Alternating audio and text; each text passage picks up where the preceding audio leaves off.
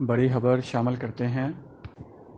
وفاقی کابینہ نے سابق ڈی جی انٹیلیجنس بیورو آفتاب سلطان کو چیئرمین نیب تعینات کرنے کی منظوری دے دی۔ اس اہم عہدے پر نامزدگی سے قبل بھی آفتاب سلطان کئی اہم عہدوں پر فائز رہ چکے ہیں۔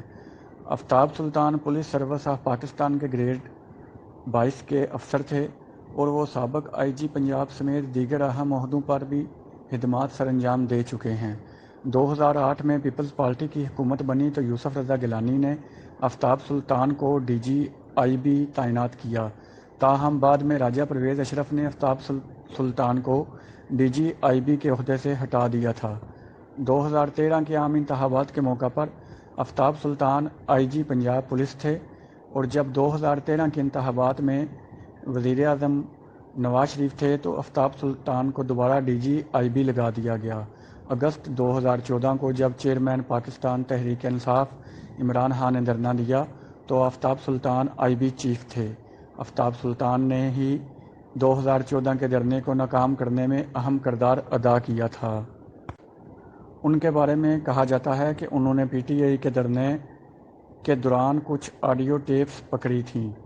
انہوں نے وہ ٹیپ نواز شریف کو فراہم کی تھیں، جس کے بعد پاکستانی سیاست میں یہ معاملہ کافی گرم بھی رہا تھا۔ 2014 کے دھرنے میں عمران خان نے اپنی تقریروں میں باقاعدہ آفتاب سلطان کا نام لے کر انہیں تنقید کا نشانہ بنایا تھا۔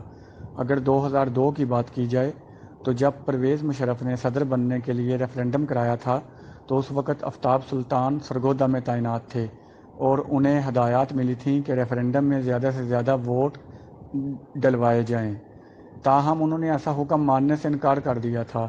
اسی پاداش میں مشرف حکومت نے آفتاب سلطان کو معطل کر دیا تھا۔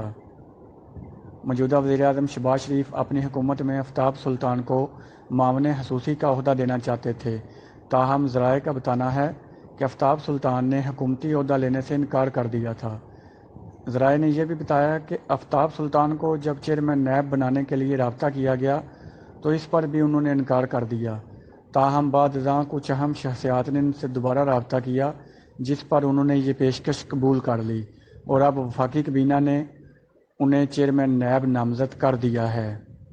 عمر چودھری، BBC 5